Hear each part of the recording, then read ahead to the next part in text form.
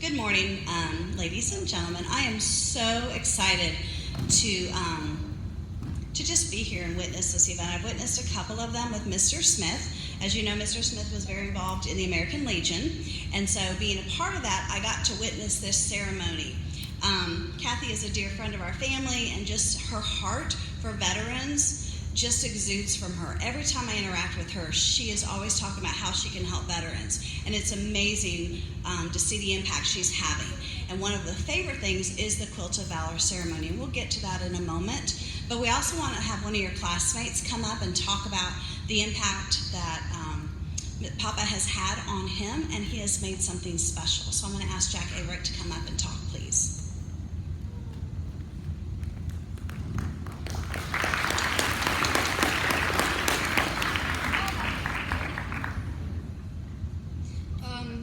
I was inspired to make this speech and this diorama for Mr. Maxwell because he came to our 5th grade class and made a speech about the early 20th century and the Great Depression, and I just wanted to repay him for his service and the time that he spent to come and speak to our class.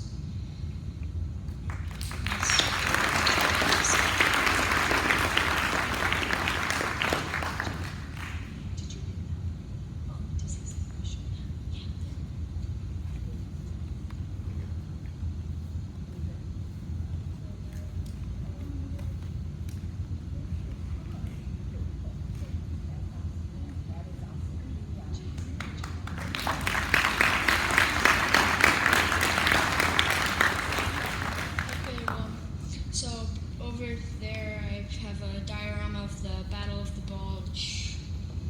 I don't remember what the date was, but so it's just German and American front, 1944, maybe December through early January of 1945, I think. Those dates might not be right, but I just made that diorama for Mr. Maxwell because I needed something to do, and I just really wanted to make him something for his time.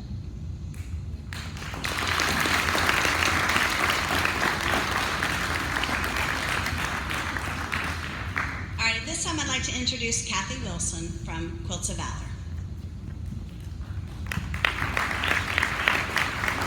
Good morning. It is so good to see all these, let me make sure I'm saying this right, smiling faces. Do I see them? There they are. Thank you. I appreciate y'all taking time for us to do this morning. I am part of a group called Quilts of Valor. It's a national foundation of people who make quilts for veterans and service members. And it's our way of saying thank you to our veterans for the time that they gave and the sacrifices they made. In 2003, a lady named Catherine Roberts had a son who was deployed in Iraq. He was a Humvee driver. So every night she prayed for him, dreamed about him, worried about him. All day she prayed for him, worried about him, and dreamed about him. So trying to keep her mind off of worrying so much, she decided she would make a quilt. And this came from a dream that she had one night of a post-deployment soldier sitting on the side of his bed, and he was just surrounded by the demons of war, but just from all the bad things he'd seen and the things that had affected him severely, mentally and emotionally more than physically at that time. And as the dream continued, it was like a page in a book turned, and in the next page she saw him sitting on the bed with a quilt wrapped around him, and all that bad thoughts that he had just disappeared, and he had more of a sense of well-being and comfort and peace. So from that dream, she decided to make quilts. The first quilt she made was awarded to a veteran at Walter Reed Hospital, and she couldn't go in because civilians weren't allowed. She gave that quilt to a chaplain who worked there, and he presented it to this veteran who had lost both legs. So from that dream, other people found that they wanted to help the other people who sewed. And from that dream, she started the foundation, the Quilts of Valor Foundation. It took that little group of people 3 years to make the first 100 quilts. In 10 years, they presented the first 100,000th quilt to a veteran at Walter Reed again to commemorate where this all started. And as of today, that was in May of 2014. So as of today, the Quilts of Valor Foundation as a whole, all the groups around the country, and there's over 10,000 people who sew quilts for veterans for us. As of today, we've awarded 246,625 quilts to veterans. That's a lot of stitches, isn't it?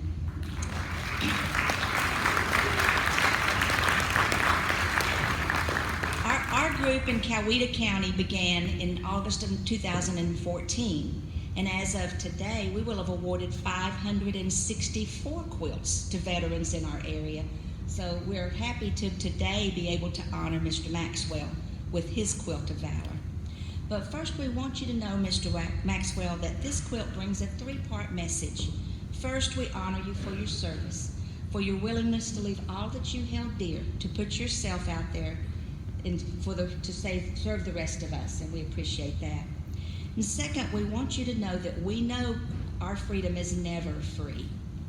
And so our quilts are meant to say thank you for the many sacrifices that you made, leaving home, leaving your family, and being away, and sometimes in places maybe you didn't want to be, during times you didn't want to be there.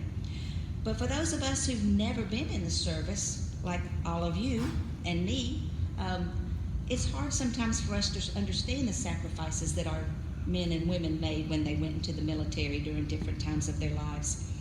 And that's very hard for me to understand sometimes. But for all you've endured, on behalf of all of us, we say thank you. And third, our quilts are meant to offer comfort. And throughout history, when young men left home to serve in the war, many times they took a quilt made by a family member or a friend, an aunt, uncle, whatever, mom, and that was all they had for warmth and comfort. And sometimes they had nothing else. So also, though, it brought them the more memories that home brings, as having something from home. So quilts still have the ability to do that, to honor you, to give you thanks, to give you comfort, and to give you warmth. So when you get this quilt, we want you to use it. We don't want you to hang it on a wall or put it in a display case. We want you to enjoy it and wrap yourself up in it as a thank you from your country. So every time you get a glad day, or I don't think you have many of those, but when you have a bad day or just need a warmth, feeling a hug, wrap up in it, and that's a hug from everybody telling you thank you, sir. Quilters say every quilt tells a story. This quilt began with Caroline Hodges, who made the quilt for him, and she put a lot of love and honor and gratitude into this quilt for Mr. Maxwell. So now, though, this quilt is going to have your story attached to it. So that's why we want you to use it. Something that you can pass down and be proud of, and we hope, but mostly just to give you that thank you from us. So on behalf of the Quilts of Valor Foundation and our grateful nation, with deep appreciation, we thank you for your service to our country, and we ask that you accept this Quilt of Valor Award. Thank you, and most importantly, know that you are forever in our hearts, and welcome home. I want to tell you, while she's going to wrap the quilt around him, I want to tell you a little bit about what I know of Mr. Maxwell's service, and then I'm sure he can tell you more. He served in the United States Navy from 1943 to 1946, and he served as a seaman and a radioman third class. He was stationed at the Pensacola Naval Aviation Base in Florida, but he was shipped to Jacksonville for discharge when the war ended. And when asked if he received any awards or commendations, he said his family congratulated him on making it home alive. And that's a pretty good feat in the World War II, so we're happy to have him with us. So his quilt was pieced by Caroline Hodges, and the piecing is that pretty part on the front, all those pretty things. And then it was quilted by Margaret Watson, and the quilter, she has a long arm machine, and she does all the pretty stitching to put that pretty top with the backing on it and the nice warm batting in the middle. And so she does a good job with that. So hopefully y'all will get to see it a little up closer. But thank you again, Mr. Maxwell. We are very happy to have you here and have you home. So thank you so much. And thank y'all. And I think he wants to say a few.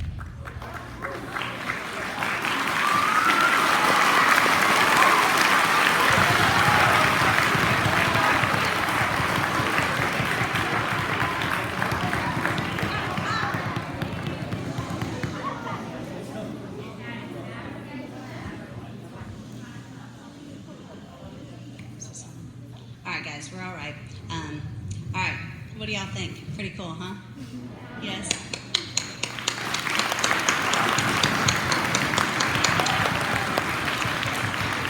All right, Mr. Maxwell would like to say a few words. Please give him your attention. I didn't know I was powerful enough to knock the lights off. But maybe for a moment I have to do this in the dark. Well, Caroline, I thank you so much for your work on that quilt. And what's the young man's name that made the Jack? I thank Jack so much for his, what do you call this? His diorama. Well, I know he put a lot of effort in that, and I appreciate it so much, and I feel so honored to be here. And I remember when I was with you before, we had a pretty good time. I enjoyed it, but I won't talk as long this morning. It didn't ring a clap. I've got some things I want to share with you. How many of you are familiar with the term flour sack dresses? Anybody? Yeah, I know you are. Well, back during the Depression,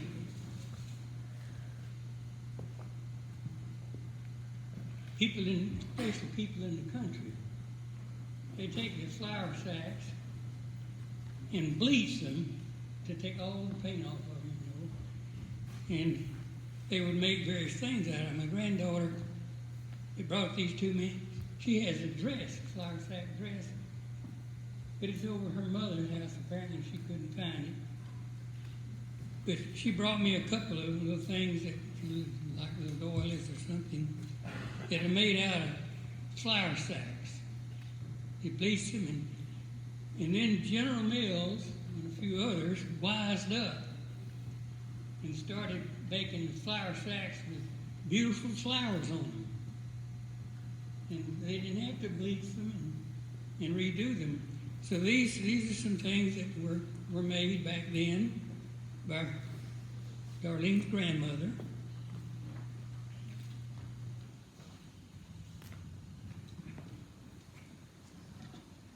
I came from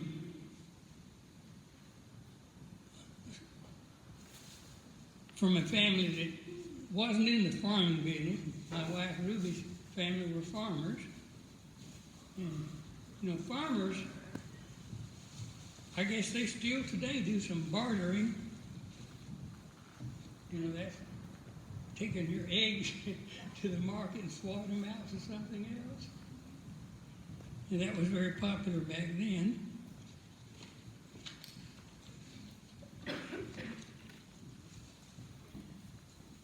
But I mentioned the Depression this last time I was here, and I really didn't do service to the people that were affected most by it, and that was parents. You know, I was a kid, we just had a little something to eat, and we had enough to keep warm. We'd get out and play and have a big time, and the Depression wasn't that big of a deal to us. I remember there were some times we didn't have quite enough to eat. And I can remember going to bed in the middle of the day to keep warm because we'd run out of cold. But by and large, young people, children, during the Depression, it was just a way of life. Everybody around us was poor. And we didn't think about it as being some terrible imposition on us. Everybody else was in the same shape. We made most of our own toys. And lots of children in the community used to come at our house and we'd play in the field and have a big time. But during the Depression, I think in the first 2 years, by 1932, there were 10 million families out of work. And that would probably equate to about 30 million today because our population was much less back in 1939, 37, 36, and 37. So it was a terrible time. A lot of people out of work, and a lot of people going hungry, a lot of people in bread lines. We never had to go to a bread line, but we probably would have eaten better at that time had we done that. But I'm just going to briefly give you some information about my growing up, and I can't seem to find everything.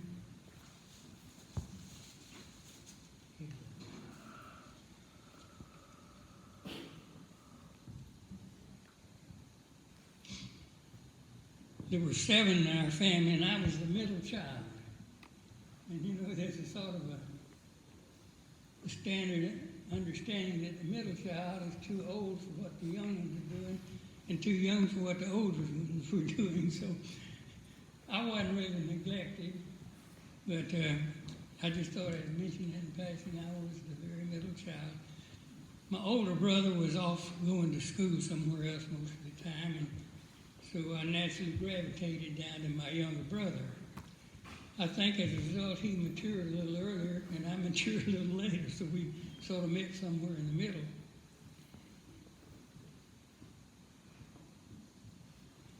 I don't know how many of you pray. I hope all of you do. But I've been a prayer all my life. I can't remember far enough back to when I didn't say my prayers. And I started out with "Now lay me down to sleep." Remember that little prayer? And then I went to the Lord's Prayer, and eventually I went to the 23rd Psalm. And I prayed pretty faithfully, even when I was in the Navy. And I could go to bed at night, privacy in my own bunk, and I could silently say my prayers in my mind.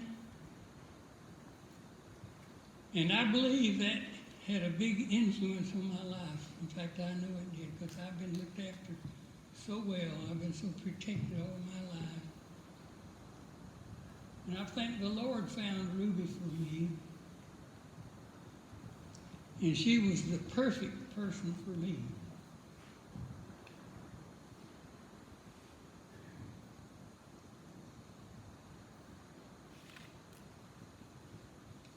I had been out of the Navy, I guess, about a little over a year. I had a job in Western Electric Company, and I was doing okay. I hadn't had much of a social life. And I was boarding with my aunts. And I'd go home sometime on weekends. I lived at Duluth.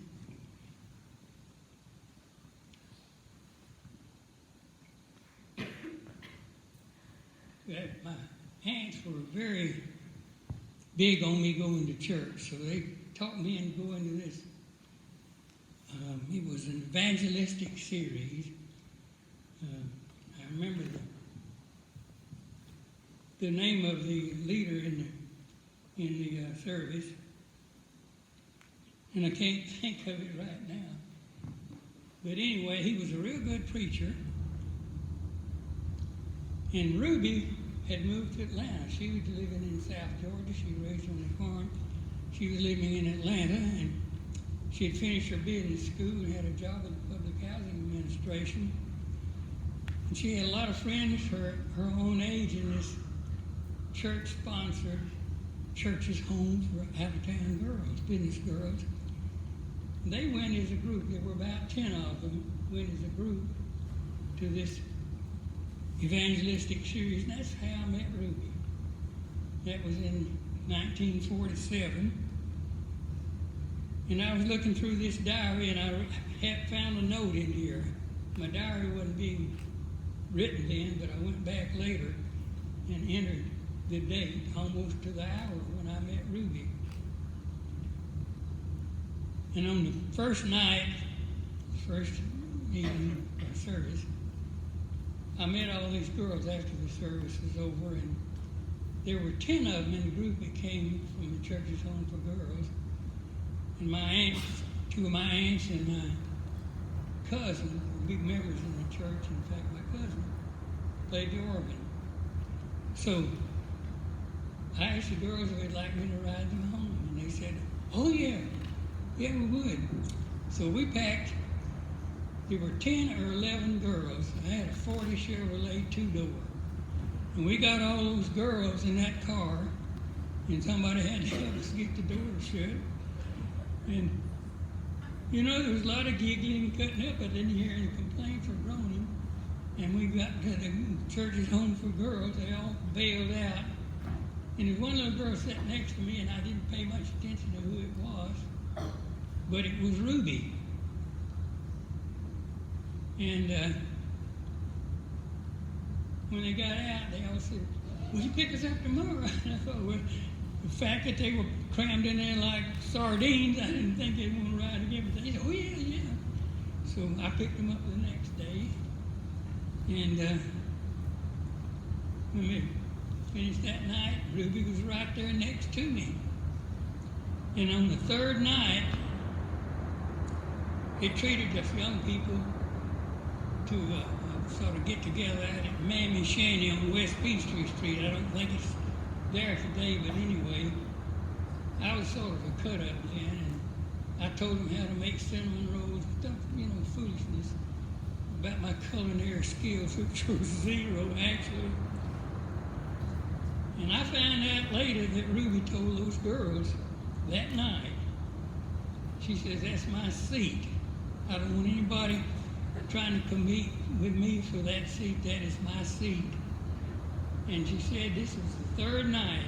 She says, "I've fallen in love with him and I'm going to marry him." And can you imagine that? I wasn't much to look at anyway, and wasn't awful bright. But she made up her mind in 3 nights. And true to what she said, she was there with me every night, next to me in the car. And I ended up taking those girls everywhere they went for weeks and weeks. I don't know how long it was. But that's how I met Ruby, and I didn't know how she felt toward me. And she would always be the last one out of the car. And we'd sit and talk sometimes for a little while. She hadn't given me a clue to how she felt. But it wasn't long before I found out how she felt about me, and we were an item from then on out. And I'm going to have to get my glasses to see my notes here. I don't need glasses to talk about Ruby. That's Ruby's picture right over there. That's the day we married. And we were in that same old 40 Chevrolet at that time. How many of you keep a diary? Any of you? Probably not yet. I want to give you a little coaching on diaries, though. You don't put in anything in your diary that you don't want anybody to see later. I mean, you may have special feelings, but you don't write them in a diary. Keep them up here. And it would be good to start a diary, especially when you're married. You should start keeping a diary, always. Because over the years, there are going to be things you'd like to remember, things you'd like to look back on and verify, and things you'd like to share with others. I didn't get started on my diary until I retired. I was in my 50s. But I've kept the diary faithfully ever since that, and my children use it, refer to it a lot of the time. I don't have hardly any information about the young part of my mother's life, and I'm so sorry about that. I wish that she had kept a diary. But I'm now writing a history of our lives, and this is the accounts as I remember. And this goes all the way back to before we met.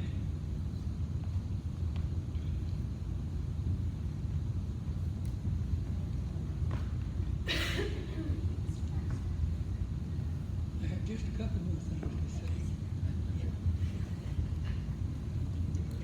I joined the Navy to be a pilot, and I got in late, of course, so I was just just finishing high school. But my older brother served in Panama, flying in those B-26, those bombers we used on D-Day, a lot. And then my brother Tim, he went in just before me, and he was killed in the Battle of the Bulge on January the 7th, 1945. So that was a real family tragedy, and if it had just been a few weeks later, a few months later, we would have all survived it, but we lost him. But I thank you for listening to me. I thank you for the honor of being here and visiting with you, and I thank you for the quilt and the diorama. I really treasure that. Thank you so much.